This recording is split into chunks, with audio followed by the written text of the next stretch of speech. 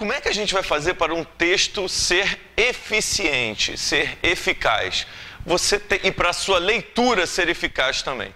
Quando você escreve, você tem que colocar no texto todos os elementos para restringir a capacidade de interpretação do leitor. Você tem que dar todos os elementos do modelo narrativo e descritivo para ele poder ter a viagem individual dele de maneira eficiente. Então, o importante é o quê? A intenção do texto. Querem fazer um exercício para descobrir isso? Tenta sublinhar no texto aonde o autor disse, aonde está a data, quando aquilo aconteceu.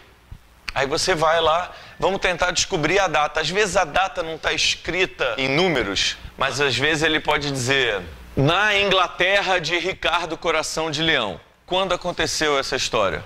Na Idade Média. Às vezes você... Agora, existe margem para interpretação? Isso aconteceu na Inglaterra vitoriana? Na verdade, o que ele quis dizer foi... Não. Então, ele disse quando foi. Então, para vocês não correrem o risco de interpretar uma pergunta de prova, escreva, por favor, cite 3 características do coração. Você, será que com coração ele quis dizer o sistema circulatório? Não, ele não quis dizer, ele disse: me dê 3 características do coração. Não interpreta, está escrito. Não tenta adivinhar o que o professor queria perguntar com aquela pergunta. Ele perguntou. Se você respondeu depois e o cara na hora de corrigir falar: mas você me falou, diga tudo que você sabe sobre qualquer coisa que você sabe. E você disse e o cara não quis aceitar a resposta, tá ruim?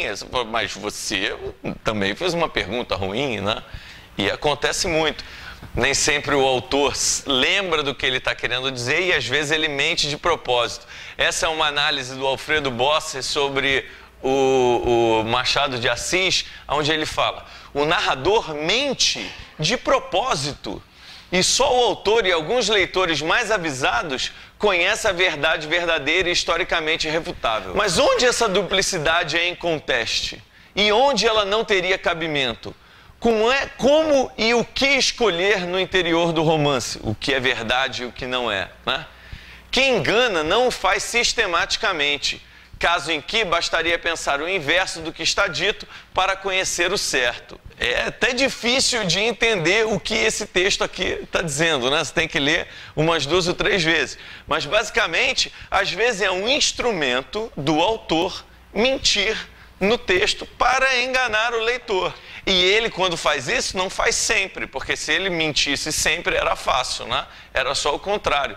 Como é que você vai saber quando a intenção do autor é te enganar, aonde confiar no que o autor disse e aonde não confiar no que ele disse? Vamos confiar, a gente só tem uma alternativa: confiar no texto e ter a nossa viagem individual.